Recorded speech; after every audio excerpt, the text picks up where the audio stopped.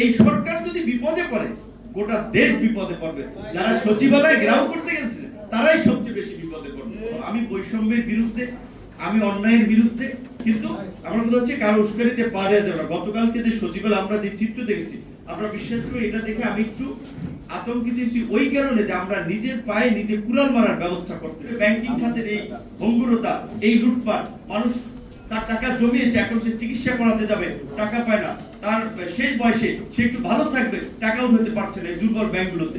এই অবস্থায় দেশকে নিয়ে গেছে। এই মাফিয়া গোষ্ঠী যদি আবার কোনোভাবে ফিরে আসতে পারে, এই বাংলাদেশকে কি বানাবে? আপনারা চিন্তা করতে পারেন যে এই মানুষ ক্ষমতায় থাকার জন্য এইভাবে আপনার এক মাসে এই 50,000 মানুষকে পঙ্গু করতে পারে, 1,500 মানুষকে হত্যা করতে পারে, এবং সবচেয়ে নির্মম এবং আমাদের সামনে উজ্জ্বলমান জলজল করছে সত্যটা হচ্ছে এই রকমের একটা নিকৃষ্ট গণহত্যাকারী খুনিকে আশ্রয় দিয়েছে আমাদের বন্ধু দাবি করা আমাদের প্রতিবেশী দেশ। শুধু আশ্রয় দেয়নি, তারা আশ্রয় দিয়েছে ওকে, ওইখানে সে নিরিবিলে থাকুক, সে বেঁচে আছে, বেঁচে থাকুক, কিন্তু তাকে দিয়ে উস্কানি দেওয়াচ্ছে, সংবাদ সম্মেলন আয়োজন করায়, ভিডিও কলে, অডিও কলে কথা বলার সুযোগ করে দেয়, এবং এইটাতে একটা নিউজ করে তার এই মাফিয়া চক্রকে একটু চাঙ্গা করার চেষ্টা করতেছে যে আপা আসবে, বাংলাদেশ আবার তারা ক্ষমতায় আসবে।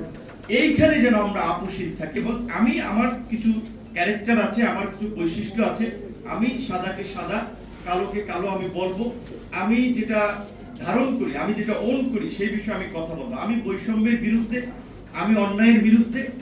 আজকে সরকারি কর্মকর্তা হোক, কর্মচারী হোক, আমি একটা সমতা চাই, আমি একটা ন্যায্যতা চাই। সুতরাং আজকের এই কর্মচারীরা দাবি করছে, এটা সরকারের প্রতিমন্ত্রী হিসেবে না, আমি ব্যক্তি হিসেবে, রাজনৈতিক একজন কর্মী হিসেবে আমি মনে করি এটা যৌক্তিক। আপনাদেরকে আমি বলবো প্রেশার এন্ড বার্গেন পলিসিতে যাবেন। আপনারা সরকারি কর্মচারী, এখন আইনের একটা শৃঙ্খলা আছে, আপনারা মন্ত্রীদের সাথে দেখা করবেন, কথা বলবেন, কিন্তু আমার কথা হচ্ছে কারো উস্কানিতে পা দেওয়া যাবে না। গতকালকে যে সচিবালয় আমরা যে চিত্র দেখেছি, আমরা বিশ্বাস করি এটা দেখে আমি একটু আতঙ্কিত হয়েছি ওই কারণে যে আমরা নিজের পায়ে নিজে কুড়াল মারার ব্যবস্থা করতেছি না। কারণ এখন কি আপনারা বলেন না 6 মাসের সরকারকে সচিবালয়ে ঘেরাও করার মতো পরিস্থিতি আসলে তৈরি হয়েছে। মানে আমাদের রাজনৈতিক বন্ধুরা আশা করি তাদের বোধোদয় হবে, শুভ বুদ্ধির উদয় হবে। কারণ এই সরকার যদি বিপদে পড়ে গোটা দেশ বিপদে পড়বে। যারা সচিবালয়ে ঘেরাও করতে গেছে তারাই সবচেয়ে বেশি বিপদে পড়বে।